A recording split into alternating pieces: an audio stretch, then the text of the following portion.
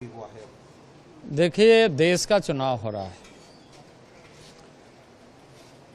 देश के चुनाव के लिए सांसद और सभी दलों के नेता अपनी अपनी बात जनता के बीच में रखते हैं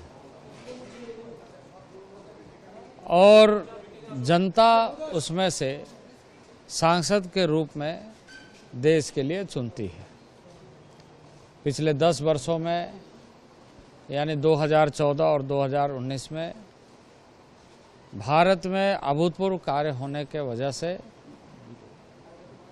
आदरणीय नरेंद्र भाई मोदी के नेतृत्व में सरकार बनी और देश भर में सांसदों को देश की जनता ने चुना।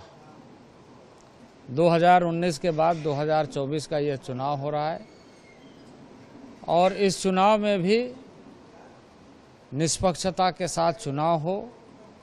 जहां भारतीय जनता पार्टी पक्षधर है, वहीं चुनाव आयोग भी निष्पक्षता के साथ चुनाव कराए, यह सुनिश्चित करना चुनाव आयोग का कार्य है।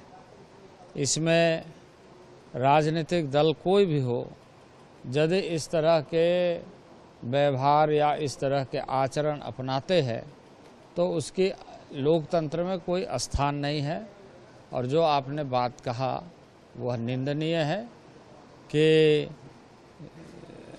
कोई भी दल का प्रतिनिधि यदि अपनी बातों को कहने के लिए जनता से संवाद करता है तो राजनीतिक प्रतिद्वंदिता के कारण उनके ऊपर में हमला होता है, झंडे दिखाने का कोशिश करते हैं।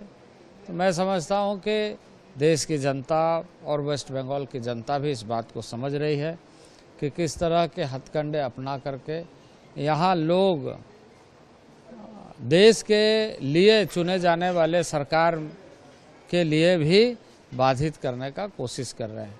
भारतीय जनता पार्टी ने अपने कार्यों के बल पर देश भर में आम नागरिकों तक पहुंचने का काम किया है और पुनः भारतीय जनता पार्टी की सरकार बने आदरणीय नरेंद्र भाई मोदी के नेतृत्व में यह देश चाहता है और इसलिए बाकी लोगों की परेशानी बढ़ रही होगी, क्योंकि जो लोकप्रियता आदरणीय नरेंद्र भाई मोदी की है, जो भारतीय जनता पार्टी ने अपने विचारों के माध्यम से लोगों के बीच में जगह बनाई है, उसको देख करके स्वाभाविक रूप से कुछ लोगों को परेशानी हो रही होगी।